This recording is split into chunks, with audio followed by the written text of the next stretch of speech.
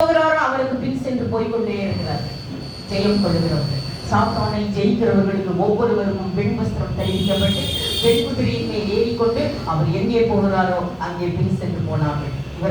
இவர்கள் தான் அந்த பரலோகத்திலே பெரும் சத்தம் விடுகிறார்கள். பெரிய ஆரவாரம். I heard a great multitude loud voice in heaven என்று எழுதப்பட்டிருக்கிறது.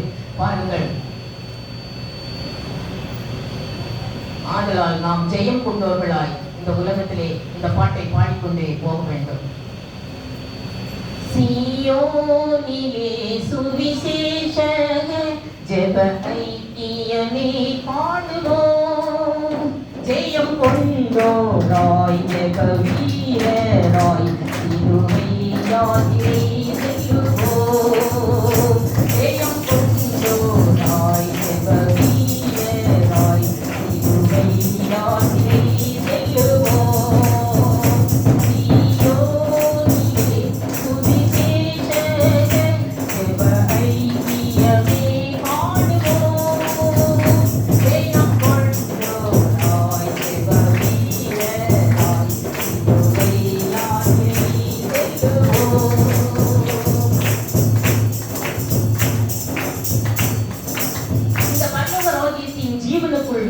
சில காரியங்களை விலக்கிவிட்டு நாம் ஓட வேண்டும். இது ஒரு ஓட்டப்பந்தயம், ரன்னிங் ரேஸ் என்று எழுதப்பட்டிருக்கிறது.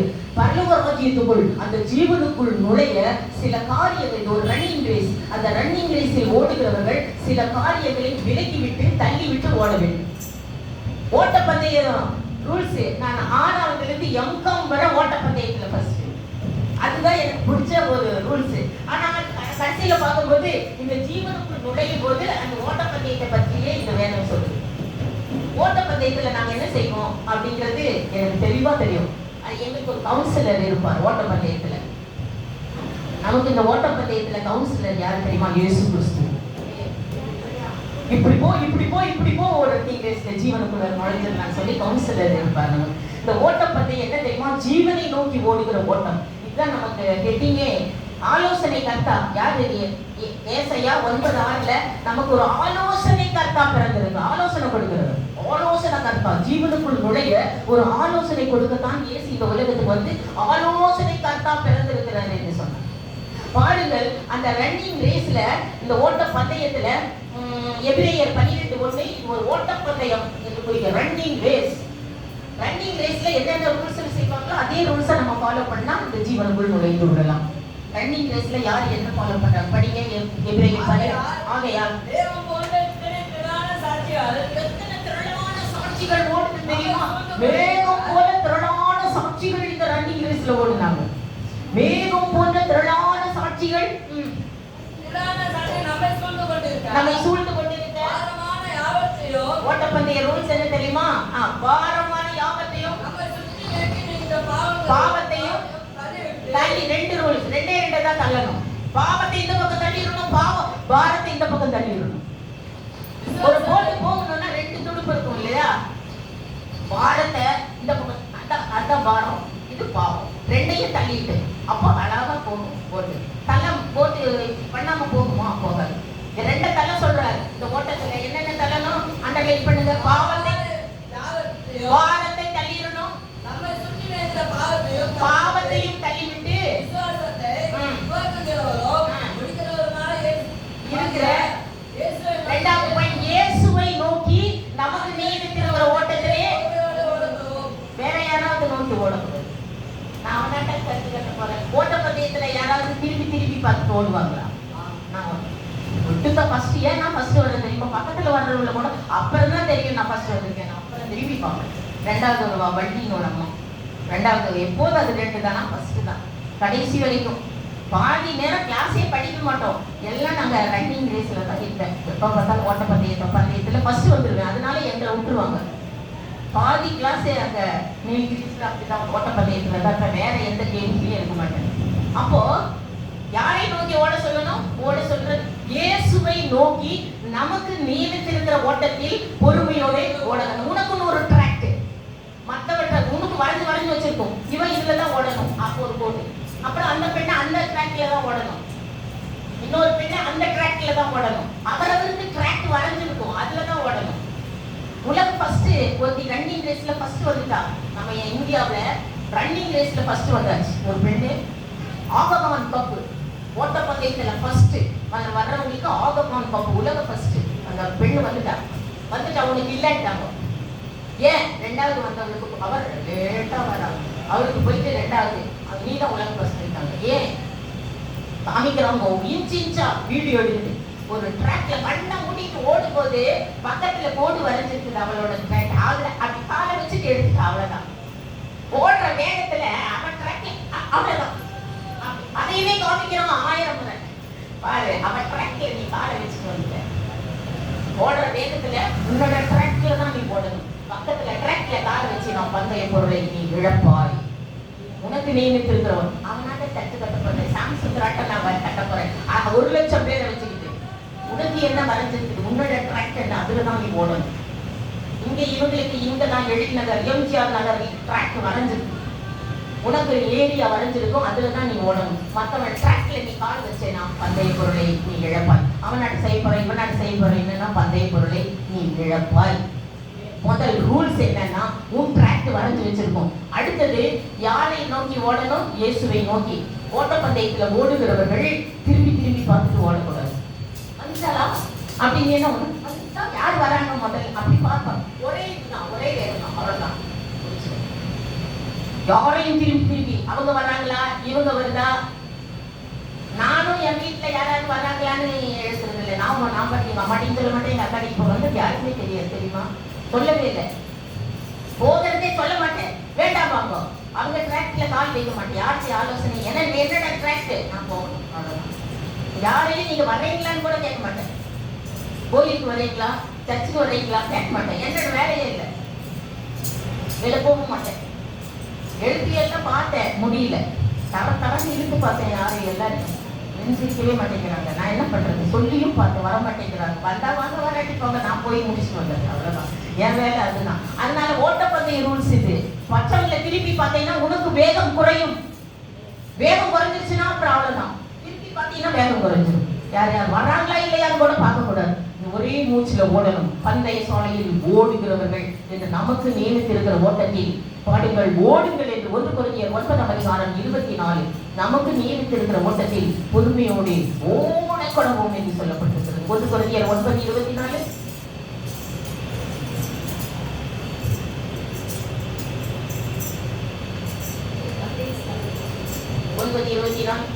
1 கொரிந்தியர் பந்தய சாலையில் ஓடுகிறவர்கள் போதும். நம்ம எல்லாரும் எதுல ஓடுறோம்? பந்தய சாலையில் ஓடுகிறவர்களில் சொல்லப்பட்டிருக்கிறது. ஜீவன் தப்ப ஓடுகிற ஓட்டம் என்று ஆதியாகமம் 19:17 அந்த லோத்து கிட்ட சொல்றார். ஜீவன் தப்ப நீ ஓடி, ஜீவன் மட்டும் தப்பிடும், ஜீவன் தப்ப நீ ஓடி போ என்று சொல்லுகிறார். பாருங்கள், இந்த ஜீவன் தப்ப ஓடுகிற ஓட்டத்துல எந்த வெயிட்டையும் இழுத்துக்கிட்டு ஓட முடியாது என்று சொல்லுவோம். வெயிட் எல்லாம் ஓடாது. எபிரேயர் 12:1 என்ன சொல்லி இருக்குது? வெயிட்லெஸ் தான் ஓடும் ஓட்டப்பந்தயத்தில். கோட்டு சூட்டு பூட்டு டை போட்டுக்கிட்டு ஓட முடியுமா? ஓட்டப்பந்தயத்தில் இப்படிதான் ஓடுவேன் நான். கோட்டு போட்டுக்கிட்டு பாஸ்டர் கோட்டு பூட்டு டை 50% பொம்பளைங்க என்ன பண்றாங்க? காப்பு கொலுசு கம்மல் ஜிமிக்கி மினிக்கி எல்லாம் இதுல ஓட முடியாது. ஓடி இப்படிதான் போட்டு ஓடுவேன் நான். முடியுமா? ஓட்டப்பந்தய ரூல்ஸ் லைட் வெயிட் பாருங்க. அப்படியே ஒரு ஸ்லாக் பண்ணி ஒரு இது போட்டு ஓடுவோம். அவ்வளவுதான், ஒண்ணுமே இருக்காது. ஷூ போட்டுக்கிட்டு தான் ஓடுவேன். முடியுமா? நான் சொல்லல, இது ஒரு ஓட்டப்பந்தயம் என்று சொல்லப்பட்டிருக்கு. வெயிட்லெஸ் தான் ஓடும், லைட் வெயிட் தான் ஓடும். படிங்க. யாரும் இதுல ஜீவன் தப்ப இழுத்துக்கிட்டு ஓட முடியாது. எதாவது பாரத்தை 2 எதுங்க படிங்க. இந்த 2க்கும் வெயிட் அதிகம். பாரத்துக்கு வெயிட் அதிகம், பாவத்துக்கு வெயிட் அதிகம். இது இழுத்துக்கிட்டு இந்த ஓட்டப்பந்தயத்துல ஓட முடியாது. படிங்கள்.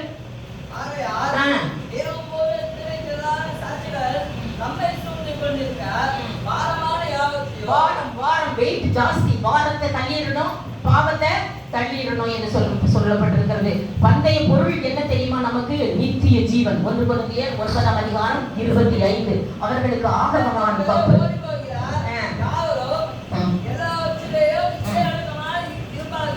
1 கொரிந்தியர் 9:25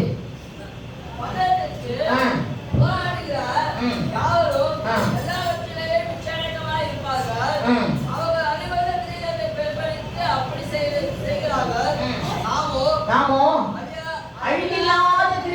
அதான் இன்னைக்கு 1 தீமோத்தேயு 6:12 அழிவில்லாத கிரீடத்தை பெறும்படி நாம் அப்படி ஓடுகிறோம் என்று சொல்லப்பட்டிருக்கிறது. ஓடும்போது 4 காரியம் நமக்கு இழுத்துக்கிட்டு ஓடக்கூடாது. 4 காரியத்தை இழுத்துட்டு ஓடக்கூடாது ஓட்ட பந்தயத்தில். அந்த 4க்கும் வெயிட் அதிகம். ஃபர்ஸ்ட் பாருங்கள், பைபிள் சொல்லுது எதை தள்ளிட்டு ஓடணுமா? விலகி ஓடுங்கள். 1 கொரிந்தியர் 10:14 விக்கிரக ஆராதனைக்கு விலகி ஓடுங்கள். ஃபர்ஸ்ட் விக்கிரகத்தை இழுத்துட்டு ஓட முடியாது இதுல. ஆகையால் விக்கிரக ஆராதனைக்கு விலகி ஓடுங்கள். ஃபர்ஸ்ட் பாயிண்ட், விக்கிரகத்தை இழுத்து எந்த விக்கிரகத்தை இழுத்துட்டு ஓட முடியாது இதுல. வெயிட் அதிகம். விக்கிரகம் இல்ல, விக்கிரக ஆராதனைக்கு விலகி ஓடுங்கள். இரண்டாவது 1 கொரிந்தியர் 6:18 வேசித்தனத்துக்கு விலகி ஓடுங்கள். எந்த வேசியும் இதுல வர முடியாது. படியுங்கள், போட முடியாது. வேசித்தனத்துக்கு விலகி ஓடுங்கள். 2 மூணாவது எதுக்கு விலகி ஓடணும்? 1 தீமோத்தேயு 6:10-11 பண ஆசைக்கு விலகி ஓடுங்கள். சிலர் அதை 1 தீமோத்தேயு 6:10-11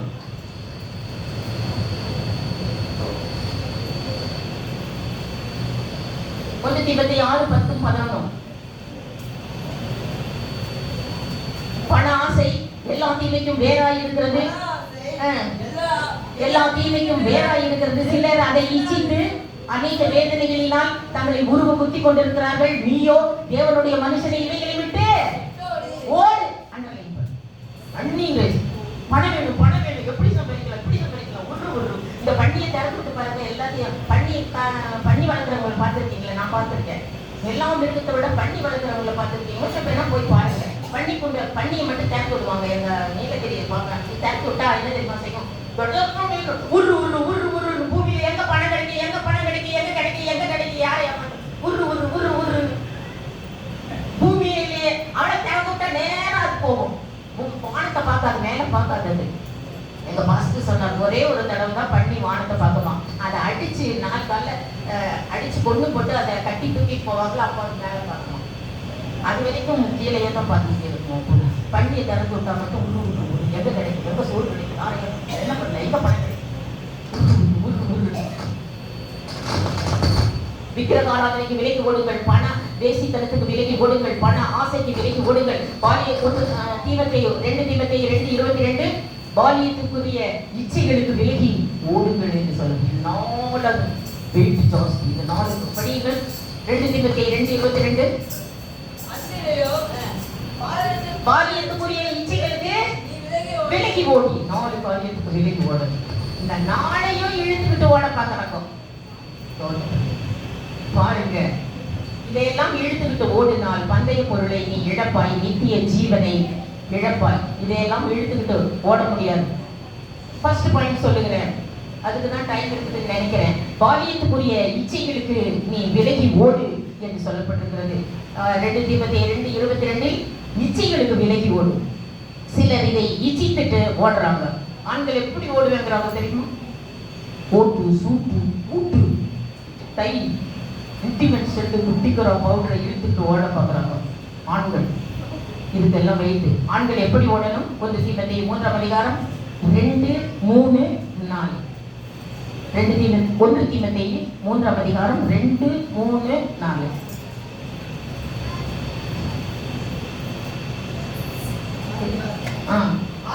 அவர்தான் கிடைச்சார் படிக்கிறது.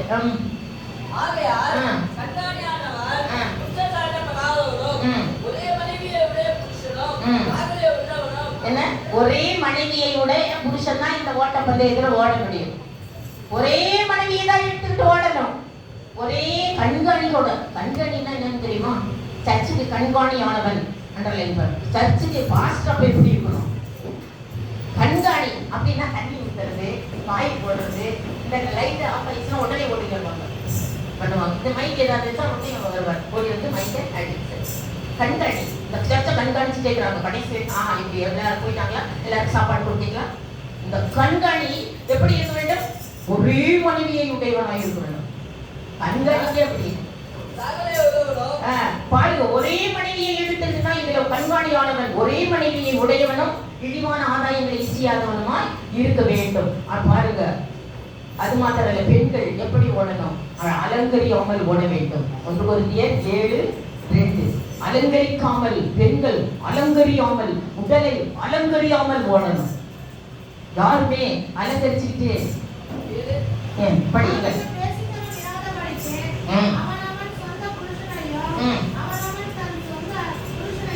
அவளவள் முதல்ல படிக்கிறீங்க, நல்லா படிங்க. அவளவள் தன் சொந்த புருஷனை, ஒரே புருஷனை உடையவளாய், ஒரே புருஷன் தான், அவளை மட்டும்தான் எடுத்துக்கிட்டு ஓடணும்.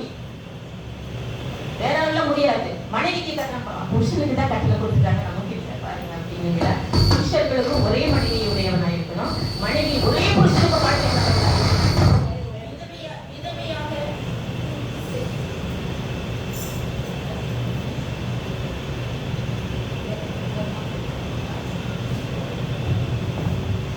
விதவை லிஸ்ட் எடுப்பாங்க. பவுல் அப்போஸ்தலர் காலத்துல உங்க சபையில விதவைகளுக்கெல்லாம் உதவி செய்யணும்னு சொல்லி விதவை லிஸ்ட் எடுக்கணும்னு சொன்னா அவன் விதவை லிஸ்ட் எடுப்பானாமா. என்னன்னு எப்படி எடுப்பானா? 60 வயதுக்கு குறையாதவளும். எப்படி படியுங்கள். 1 தீமோத்தேயு 3ஆம் அதிகாரம் 12ஆம் வசனம்.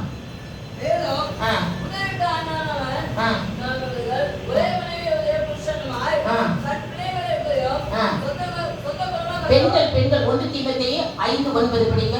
பெண்கள் எப்படி இருக்கணுமாமா?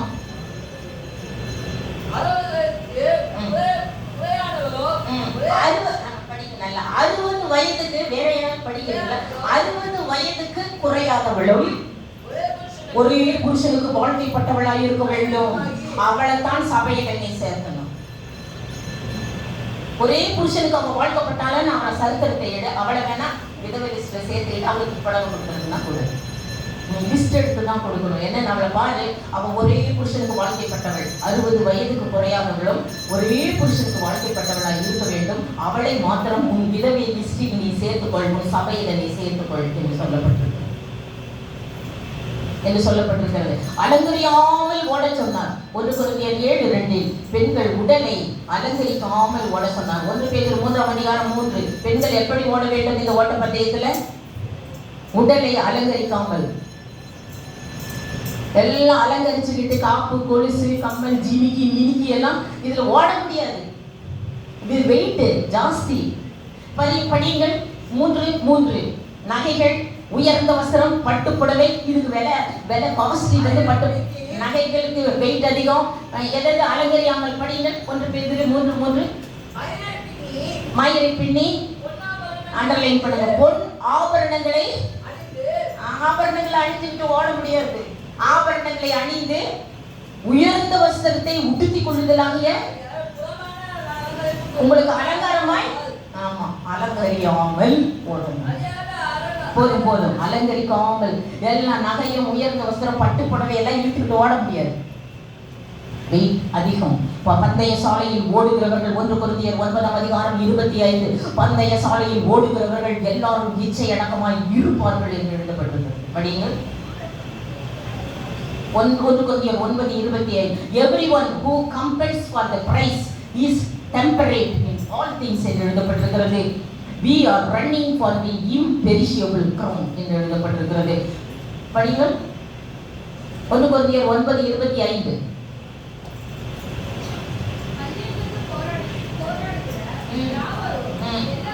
எல்லாவற்றிலும் இச்சையடக்கமாய் இருப்பார்கள். இச்சையடக்கமாய் இருப்பார்கள். பாலியத்துக்குரிய இச்சைகளுக்கு விலகி ஓடுங்கள். உலகக்கரை யாக்கோபு 1:22 உலக கேட்டுக்கு நாம் தப்பணும் என்று சொல்லப்பட்டிருக்கிறது. அவங்க ஓடும்போது அவங்க காலை பார்த்துருக்கீங்களா? ஓட்டப்பந்தயத்தில் ஓடுறவங்க காலை பார்த்துருக்கீங்களா? அழகா காமிப்பாங்க டிவியில. அப்படி இந்த உலகத்துல எப்படி அந்த பூமியில அவங்க காலை எப்படி இருக்குது? லைட்டா தான் டச் ஆகும். லைட்டா கால் படுறதே தெரியாது. பூமியில பறக்கும் கால். அப்படி லைட்டா டச் ஆகி பணத்துல உன் பொருள்ல லைட்டா தான் கால் டச் ஆகும். லைட் அப்படியே மூவ் ஆயிடணும். நீ லைட்டா தான் டச் ஆகும். அப்பதான் வேகம் கிடைக்கும். அப்படியே உட்காந்துக்கிட்டீங்கன்னா சம்பாதிக்கிறது நைட் 1 மணி வரைக்கும் சம்பாதிக்கிறதுக்கு அதுலயே உட்காந்துக்கிட்டு ஓட முடியும். சொல்லுங்க. பணத்துல பொருள்ல எல்லாத்துலயும் சம்பாதிக்க வேண்டாம்னு சொல்ல லைட்டா அப்படி லைட்டா தான் கால் டச் ஆகும். எல்லாவற்றும் பந்தய சாலைக்கு ஓடுகிறவர்கள் அப்படித்தான் ஓடுவார்கள் என்று சொல்லப்பட்டிருக்கிறது. லைட்டா டச் ஆகணும். லைட் வெயிட் பாலியத்துக்குரிய இச்சைகளுக்கு விலகி போட சொன்னார். 2 தீமோத்தேயு 2:23. பாருங்கள், ஒரு கட்டத்தில் பழைய ஏற்பாட்டில் சாபத்தீடானதை எடுக்காதே என்று சொன்னார். யோசுவா 6:18 சாபத்தீடானது எதையும் நீ எடுத்துக்கொள்ளக்கூடாது, ஒரு யுத்தம் வருகிறது, அதில் சாபத்தீடானதை எடுத்துக்கொள்ளாதே என்று சொன்னார். ஒரு பொருளை எடுத்துக்கொள்ளக்கூடாது என்று சொன்னதுக்கு இந்த ஆகான் என்பவன் சாபத்தீடான ஒன்றை எடுத்துக்கொண்டான். யோசுவா 7:1. ஒரு பாபிலோனிய சால்வையை இழுத்துக்கிட்டே ஓட பார்த்தான். ஒரே ஒரு பெட்ஷீட்டை இழுத்துக்கிட்டான். ஒரே ஒரு பெட்ஷீட் ரொம்ப அழகா இருந்துச்சான். பாபிலோனிய கலாச்சாரம், பாபிலோனிய சால்வை அழகா இருந்துச்சுன்னு ஒரே ஒரு சால்வையை எடுத்துக்கிட்டான். அதை கொண்டு அந்த வீட்டுக்குள்ள போட்டு புதைச்சு வச்சுட்டான். யாருக்கும் தெரியக்கூடாதுன்னு வெளியே போறான். படியுங்க. ஆகான் என்பவன் என்ன செய்தான்? அந்த காலத்தில் சாபத்தீடானதில் துரோகம் பண்ணினார்கள்.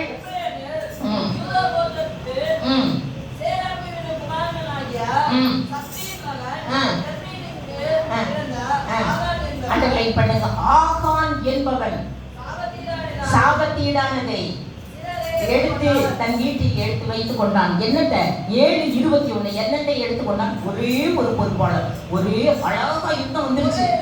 யோசுவா சொல்லிட்டார், அதுல இருந்து ஒரு பொருள் எடுத்துட்டு வரக்கூடாது, எல்லாம் சர்வ சங்காரம் பண்ணுங்கள். சரி, எல்லாம் சர்வ சங்காரம் பண்ணிட்டு இருக்கும்போது ஆகானுங்கிற ஒருத்தன், ஐயோ அழகா இருக்குது, இந்த சால்வை போத்திக்கலாமே, இவ்வளவு அழகா வேலைப்பாடு, இப்ப எப்படி ஜமிக்கி எல்லாம் வந்து பண்ணுவேன், அது மாதிரி ஜமிக்கி வச்ச ஒரு வேலைப்பாடு நிறைந்த ஒரு சால்வை அழகா வச்சு எடுத்துட்டு வந்துட்டான். எடுத்துட்டு வந்து யாருக்கும் தெரியக்கூடாது, தன்னுடைய வீட்டுக்குள்ள பூமிக்குள்ள போட்டு பதிச்சு அங்க மூடி வச்சுட்டான். ஒரே ஒரு பாபிலோனிய சால்வை. படியுங்கள். கொள்ளையில் நேர்த்தியான ஒரு பாபிலோனிய சால்வையை ஆகான் என்பவன் இச்சித்து எடுத்துக்கொண்டான்.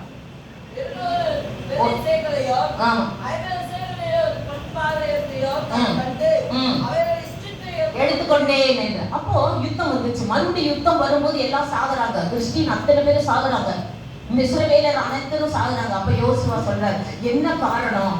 நாங்க ஏன் சாகணும்? எங்க கூட தானே நீங்க இருக்கிறீங்க. இல்லைங்க. அப்ப ஆண்டவர் சொல்றார், இந்த ஆகான் என்பவன் ஒரே ஒரு பொறுப்பானத்தை திருடி தன் வீட்டுக்குள்ள புதைச்சு வச்சிருக்கிறான். அப்படியா அப்படின்னு சொல்லிட்டு அவங்க சீட்டு போடும்போது ஆகான் பேர்ல விழுந்துச்சு. அப்ப ஆகானை கூப்பிட்டாங்க, இங்க வா, என்ன பண்ண? நானா ஒரே ஒரு சால்வியை வீட்டுக்குள்ள புதைச்சு, அடி பாவி, எடு, அந்த சால்வியை எடுங்க அப்படின்னு வீட்டுக்குள்ள போய் தோன்றாங்களாம். பாருங்க, 7ஆம் அதிகாரம் 25, 26. போய் பார்த்தா அந்த பாபிலோனிய சால்வை எடுத்துக்கொண்டு, எப்படி எங்களை கலங்கப்படுனியா, இப்போ கர்த்தர் உன்னை கலங்கப்படுவார்னு சொல்லி ஆமா நாங்க நிக்க வச்சு சபையில இருக்கிற அனைவரும் அவன் மேல் எல்லாரும் அடிங்கடா, கல்லிலேயே அடிங்கடா சொல்லி அவனை கல்லிலேயே அடிச்சு கொண்டு போறாங்க. எல்லாரும் சபையில் இருக்கிற அத்தனை பேரும் அந்த ஆகானை நிக்க வச்சு அவன் மேல் மட்டும் இல்ல, அங்க போட்டிருக்க அவன் மேலும் அவன் குடும்பத்தின் மேலும், அவங்க குடும்பம், அவன் பிள்ளை எல்லாரையும் நிக்க வச்சு கல்லிலேயே அடிச்சு கற்குபியிலேயே அவன் மேல் குடித்தார்கள். இன்று வரை ஆகோன் பள்ளத்தாக்கு என்று இன்று வரை எருசலேம் தேசத்தில் இருக்கிறது. இன்னைக்கு எல்லாரும் எருசலேம் டூர் போறீங்கல்ல, ஆகோன் பள்ளத்தாக்க பார்த்துட்டு வரலாம். இன்னைக்கு வரைக்கும் இருக்கணும். அப்படியே கற்குபியிலேயே அவன் மேல் குடித்து வைத்திருக்கிறார். பந்தய சொலையில் ஓடுகிறவர்கள். அவன் என்னத்தை எடுத்தான்? பாபிலோனிய சால்வை. பாபிலோனிய சால்வை. படியுங்கள். என்னத்தை எடுத்தான்? பாபிலோனிய சால்வை. அப்ப பாபிலோனிய சால்வைனா என்ன தெரியுமா? பாபிலோனிய கலாச்சாரம். வேற ஒண்ணும் இல்லை. பாபிலோனிய கலாச்சாரம் என்ன தெரியுமா? வெளிப்படுத்தின விசேஷம் 17ஆம் அதிகாரம் 4, 5. இதுதான் பாபிலோனிய கலாச்சாரம். இதையத்தான் அவன் இச்சித்தான். அதே போல இன்றைக்கு சில சபைகளில் பாபிலோனிய கலாச்சாரத்திற்கு இடம் கொடுத்திருக்கிறார். பாபிலோனிய கலாச்சாரத்தை இழுத்துக்கிட்டே ஓடப்பாங்க. பாபிலோனிய கலாச்சாரம் நகை அணிதல். படியுங்கள். அந்த பாபிலோன் யார்? ஃபுல்லா நகை அணிகிறவங்க. ரகசியம். இதுதான் மகா பாபிலோன். அண்டர்லைன் பண்ணுங்க, இதுதான் மகா பாபிலோன்.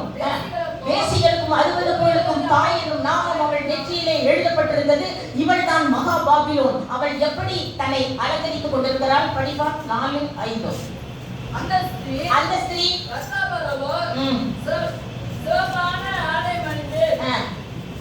பொன்னினாலும் முத்துக்களினாலும் தன்னை அலங்கரித்துக் கொண்டிருந்தாள். அவதான் மகா பாபிலோன். யாரு பொன்னினாலும் முத்துக்களினாலும் தங்களை அலங்கரிச்சிட்டு இருக்கிறாங்களோ இவங்க எல்லாம் அவங்க நெற்றியில என்ன எழுதி இருக்குது? பாபிலோனுக்கு தாய் என்னும் நாமம் அவள் நெற்றியிலே எழுதப்பட்டிருக்கிறது. அலங்கரியாமல் ஓட சொன்னா அலங்கரிக்கிறவர்கள் பாபிலோனிய கலாச்சாரம். இன்னைக்கு அந்த ஆகான் என்பவன் பாபிலோனிய சால்வையை இச்சிக்கு எடுத்துக்கொண்டு ஓட பார்த்தான், ஓட முடியல. இந்த ஓட்ட பகுதியில் பாபிலோனிய கலாச்சாரத்தை தள்ளிவிட்டு ஓடுங்கள் என்று சொல்லப்பட்டிருக்கிறது. அநேகர் இந்த பாபிலோனிய கலாச்சாரத்தை இழுத்துக்கிட்டு ஓட பார்க்கிறாங்க, இழுக்க முடியாது. 1 கொரிந்தியர் 9:25 பந்தய சாலையில் ஓடுகிறவர்கள் அனைவரும் இச்சையடக்கமாய் இருப்பார்கள் என்று எழுதப்பட்டிருக்கிறது. கடைசி நாட்களில 1 தீமோத்தேயு 3:3 இச்சையடக்கம் இல்லாதவர்கள் எழுப்புவார்கள் என்று எழுப்பிடுவாங்களா? எல்லாம் ஒருத்தருக்கும் இச்சையடக்கமே கிடையாது. இது கடைசி காலத்தின் அக்கிரமம். 1 தீமோத்தேயு 3:3 எழுப்பி விட்டார்கள். இச்சையடக்கம் இல்லாமல் இத்தனை இழுத்துக்கிட்டே ஓடுகிறார்கள். பாருங்கள், யாக்கோபு 1:15 சொல்லப்பட்டிருக்கிறது. 2 தீமோத்தேயு 3:3 படியுங்கள். கடைசி காலத்து பாவம். 1 தீமோத்தேயு 3:3 எப்படி மனுஷர் கற்பிரியராயோ பரப்பிரியராயோ தீபக்காரராயோ அகத்தை உள்ளவர்களாயோ தூஷித்தவர்களாயோ தாய் தகப்பன் மகனுக்கு கீழ்ப்படியாதவர்களாயோ நன்றி அறியாதவர்களாயோ சுத்தமில்லாதவர்களாயோ சுபாவம் அன்பில்லாதவர்களாயோ இணங்காதவர்களாயோ அவதூறு செய்கிறவர்களாயோ இச்சையடக்கம் இல்லாதவர்களாய் எழுப்புவார்கள். இச்சையடக்கமே இருக்காது. இச்சையடக்கம் இல்லாதவர்கள் கடைசி நாளுக்கு பாவங்கள். இச்சையடக்கம் இல்லாதவர்கள் எழுப்பி விட்டார்கள். யாக்கோபு 1:5 இச்சை என்ன செய்யுமா? இச்சை என்ன செய்யும்? யாக்கோபு 1:5 இந்த இச்சை என்ன செய்யும் உனக்கு? யாக்கோபு 1:5 1:15 இச்சையானது பாவத்தை கற்பிக்கும். பாவம் மறுபடியும் மரணத்துக்கு வராது.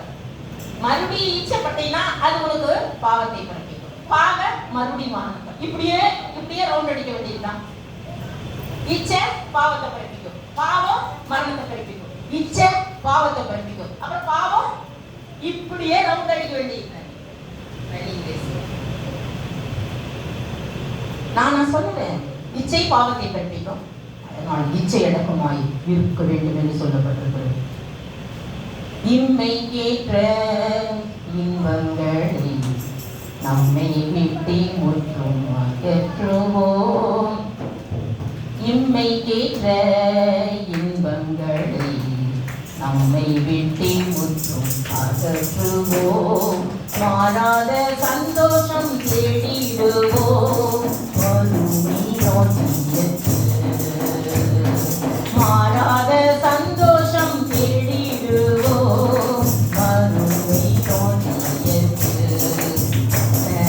நம்பியே ஜீவிப்போம். அவரை கஷ்டங்கள் தீர்த்திடும், கைவிடா காத்திடும் கரமனின் கரங்களில் நாம் பற்றிக் கொள்வோம். கைவிடா காத்திடும் கரமனின் கரங்களை நாம் பற்றிக் கொள்வோம். இந்த ஆலோசனை கவுன்சிலர் யார்? ஏசாயா 9:6 இந்த ஓட்டப்பந்தயத்தில் ஆலோசனை கொடுப்பவர், ஆலோசனை கர்த்தா இயேசு கிறிஸ்து பிறந்திருக்கிறார். படியுங்கள்.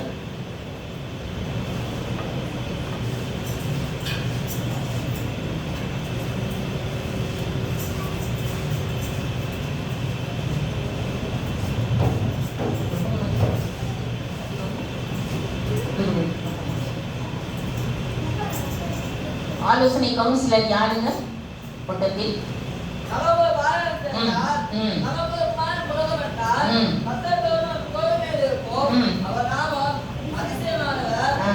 போதும். ஆலோசனை கர்த்தா. நமக்கு ஒரு பாலகன் கொடுக்கப்பட்டார், நமக்கு ஒரு குமாரன் கொடுக்கப்பட்டார். அவர் ஆலோசனை கர்த்தா என்று சொல்லப்பட்டிருக்கிறது. பந்தயத்தில் ஓடுகிறவர்கள் எல்லாரும் அந்த ஆலோசனை கவுன்சிலர் ரூல்ஸில் தான் ஓட வேண்டும். இந்த இச்சை உங்களுக்கு இச்சை அடக்கம் இல்லை என்றால் மார்க் 4:18 வந்துடும். இச்சை அடக்கம் உனக்கு இல்லை என்றால் இந்த ஓட்ட பந்தயத்தில் என்ன நடக்கும் உனக்கு? படியுங்கள். மார்க் 4:18.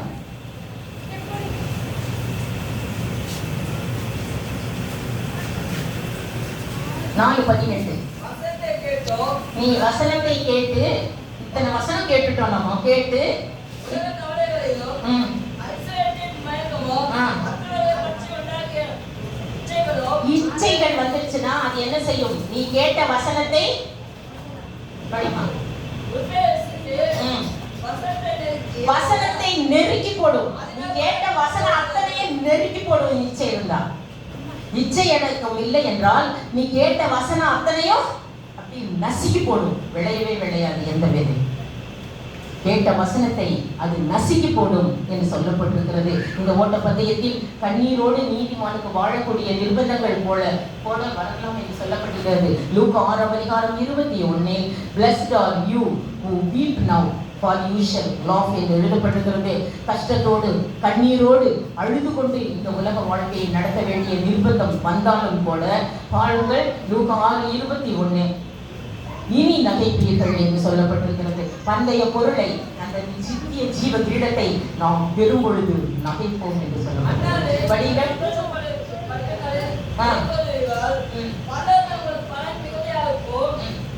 இப்பொழுது படிங்கள், அதை மட்டும் படி. இப்பொழுது அழுகிற நீங்கள் படிப்பு 6:21 இப்பொழுது பசியாயிருக்கிற நீங்கள் பாக்கியவான்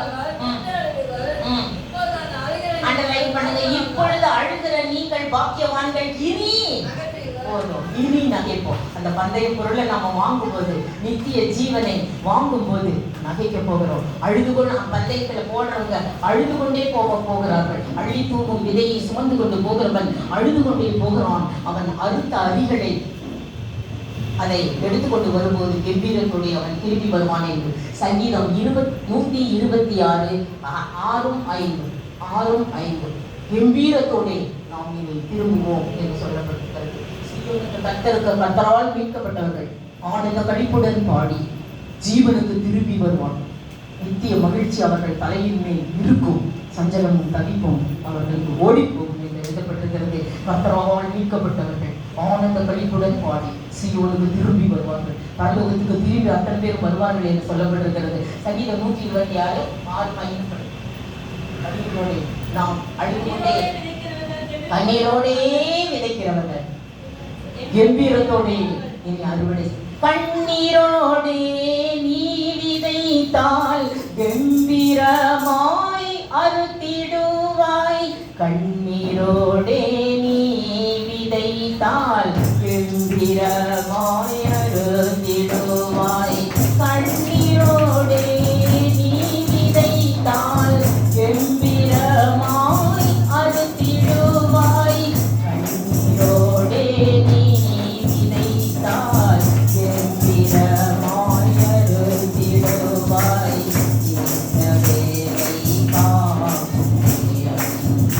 உறங்கவில்லை, தூங்கவில்லை.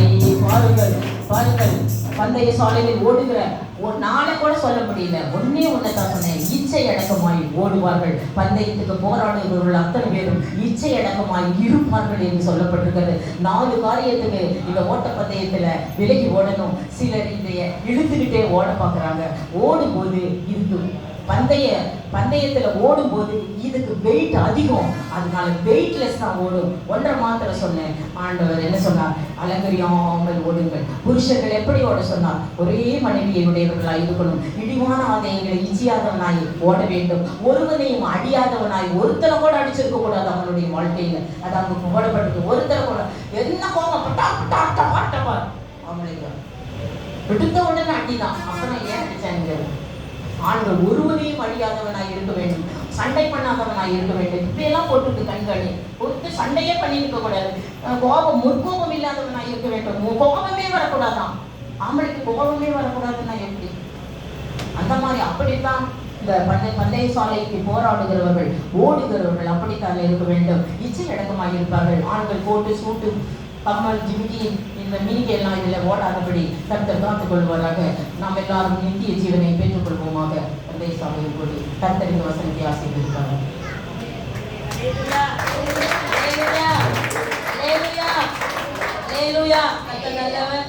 சொல்லுவோமே, எத்தனை பேர் புரிஞ்சுது இந்த கொடுத்த சத்தியம்? எல்லாரும் கம்மல் ஜீவிக்கிற மாத்திரமே காது வச்சுட்டு போடக்கூடாது சொல்றாங்க. அது வரல சுத்தி